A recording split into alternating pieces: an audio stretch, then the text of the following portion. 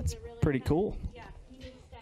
So I'm tell struggling. us a little bit about your run there to take home your 10th gold today. Yeah, it's feels great. It feels really good to get a pole. Kansas, I got my first truck win here, and that was really exciting, and then never won again. So hopefully tomorrow can be a little bit better. We've been kind of inching up on it in the Cup Series at this racetrack, and had good runs last year, leading the race in the spring, had a flat tire, and then finished, I think, 6th in the fall race. So we've been pretty good here. Just a matter of putting it all together, and hopefully tomorrow's the day. All right, we'll go ahead and go to the media for questions. We'll start with Zach and then go to Bob. Zach Sterniolo, NASCAR.com. William, congrats on this. Last time we were at a traditional mile-and-a-half racetrack was Vegas, and you got the win there. What do you feel like Chevrolet and your team specifically has found on the mile-and-a-halves between last year and this year? I don't know. I feel like we've just worked really hard on the mile-and-a-halves.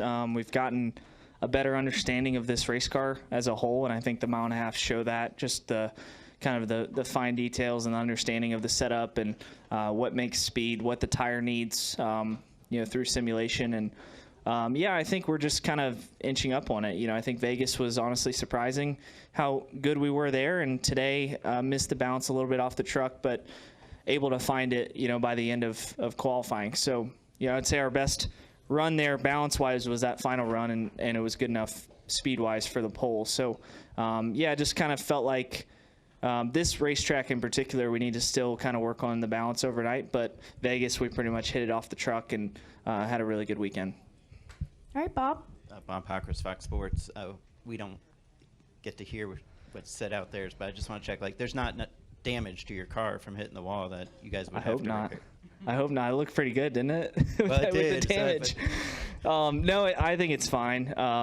Sounds like it was all good. I kind of drugged the wall, just being a dummy second lap of practice, and drove in to run the top and just carried way too much speed. But it seems like the car's fine. The toe was not bent or anything like that, not knocked out. Toe link wasn't bent, so that's really all you worry about with these cars, and we can kind of polish up the quarter panel just to make it look nice, so we get a nice little paint scheme on Sunday. And last year this was kind of a 2311, and the Toyotas really were strong. So is this at all a statement from Hendrick today to take the first 2 spots? I don't really think statements are made till Sunday, but certainly we want to have a good Sunday. That's what pays. So we just have to put it together for 400 miles, and those guys are always pretty good on the long run, especially here. So I think just working on long run pace and just trying to put the whole race together like we did at Vegas. Vegas, the good thing was we had short, middle, and long run speed, and long run speed honestly was probably the best aspect. So that's what we've worked really hard on this week.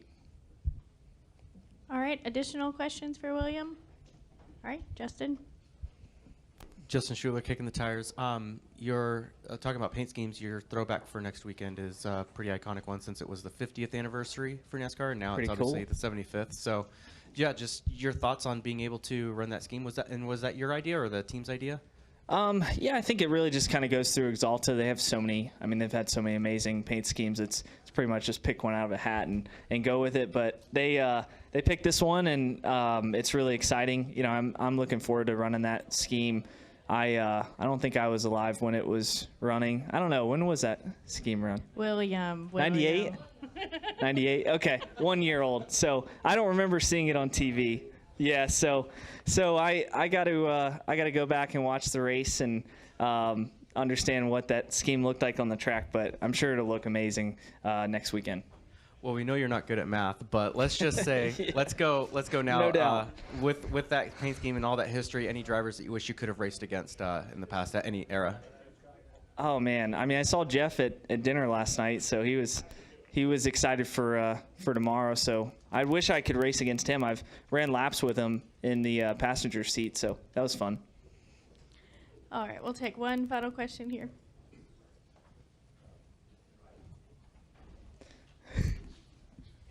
Steven Stump, frontstretch.com. Obviously, you guys dominated Vegas. First 2 stages, you looked untouchable. Then you lost the lead in the pits. Looked like you were going to finish second until that last caution. Do you kind of think Kansas, from what you've seen, do you think Kansas will be the same way, and that's going to be a battle of track position? I think if you have a good car, you'll be able to pass up to the top 5, and then I think the top 4 or 5 cars will be pretty equal in speed. So it'll be about kind of those critical moves through traffic and things like that. But I mean, I think you're going to see a good race. I think this car races well in the mile and a half, so hopefully we have a chance to kind of move around and find different lanes to find clean air. All right, thank you. All right. William, congratulations again on the Thank pole, you. and best of luck tomorrow. Appreciate it.